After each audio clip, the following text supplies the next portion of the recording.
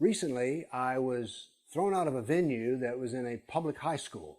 Now, this was a nighttime rental of an auditorium, so there weren't going to be any students around.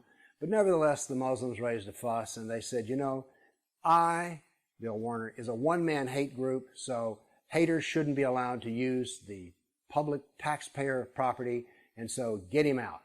And I thought, well, this is an interesting argument, that haters should not be allowed to use public property. And I thought to myself, well, if I'm a hater, could we not examine the doctrine of hate that's in Islam? Now, notice what I said here. I didn't say that Muslims are haters. What I said was the doctrine of Islam includes a hidden doctrine of hate. And these are objective standards I'm going to be using. I'm not going to be pointing my finger at anybody. I'm going to be talking about words on paper, doctrine. Now, before we can examine this hidden doctrine of hate, we have to examine what Islam is. Real quickly, Islam is the Sunnah of Muhammad and the Quran. And the Quran, there are two Qurans. An early Quran, which is religious, written in Mecca, and then a later Quran, which deals with jihad and politics and is written in Medina. They're two very different books. Now, by the way, they all come in the same binding, so you can't go out and buy the Quran of Mecca. Then we have not only two Qurans, but we have two Muhammads. The first Muhammad is the preacher of Islam, a religious man who preached the religion of Islam for 13 years in Mecca and got 150 Arabs to become Muslims. He went to Medina, where he became a politician and a jihadist, and when he died, every Arab was a Muslim. So we have two Muhammads, religious leader and another Muhammad who's a political jihadist leader. Now what this means is that there are two Islams, which means that Islam is dualistic. That is, it has a public piety and then it has a hidden doctrine of hate. Let me give you an example of what I mean here. The public piety is that Jews are people of the book and they're protected and honored, that the Quran includes their prophets, and they're wonderful people according to Islam. Well, kind of. Because you see in that early Quran written in Mecca, there's very little Jew hatred. But in the Quran written in Medina, 17% of that Quran in Medina is about Jew hatred. Then we come to the Sirah, the biography of Muhammad. About 12% of it is Jew hatred. The Hadith, nearly 9% is Jew hatred. If you take the overall Quran, Sirah, Hadith, the trilogy, and you find out that Jew hatred is about 9% of the total text. Why is this important?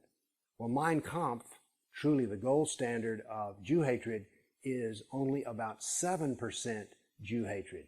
So Islamic doctrine contains more Jew hatred than Mein Kampf. Let me give you an example by reading you a Hadith and a Quran verse. 7:166. So when they, the Jews, exceeded the limits of what they were prohibited, we said to them, be you monkeys, despised and rejected.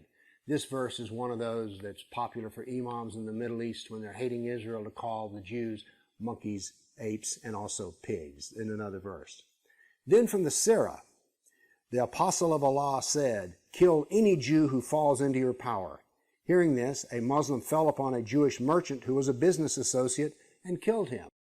So the public piety is that Islam honors Jews, protects Jews, and they're people of the book. But the hidden hate is that Muhammad killed, enslaved, tortured, and exiled every Jew who was in Arabia, or subjugated them as dhimmis. So here we have the public piety and the secret doctrine of hate. Now let's turn to the Christians. The public piety is, Muslims honor Jesus, whom they call Isa, in the Quran. Why, the name Isa appears more times in the Quran than Muhammad. You see, Christians are people of the book and we honor them. Let's take a closer look at that. That's the public piety. But let's look at the hidden doctrine of hate. Surah 9:29. Make war on those who have received the scriptures, Jews and Christians, but do not believe in Allah or the last day, not Muslims. They will not forbid what Allah and His Messenger have forbidden. They don't follow the Sharia. The Christians and the Jews do not follow the religion of truth, Islam, until they submit and pay the poll tax, the jizya, and they are humiliated. That is part of the hidden doctrine of hate. But it goes further than that. Muhammad's last year of his career as jihadist was spent in killing Christians. Let's be blunt. Muhammad was a Christian killer. His last two battles at Mu'tah and Tabuk were against Christians. He had to leave Arabia to go to Syria to do this. So the public piety is, oh, we honor Jesus, and let's talk a little bit about the Jesus of the Quran, because you see, he's not part of the Trinity, he is not divine, he's a prophet of Allah, he did not die, he was not crucified, and he was not resurrected. That's not Jesus according to the Gospels. That's Jesus according to the Quran, and they're two completely different people.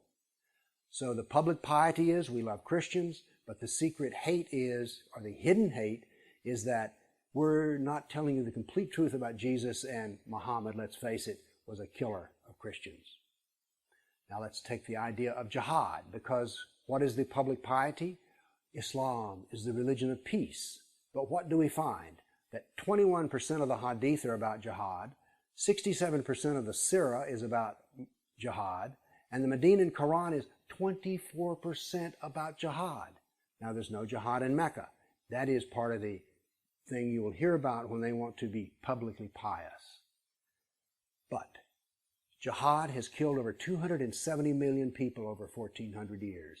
There's been 1,400 years of jihad. So the public piety is religion of peace. The hidden hate is that Islam annihilates all other civilizations. Now let's take another public piety. Oh, Islam honors women. It treats them well. Let's take a look at this. It surely doesn't treat Kafir women very well, because there is a doctrine of rape contained within Islam. Let me read you some of that.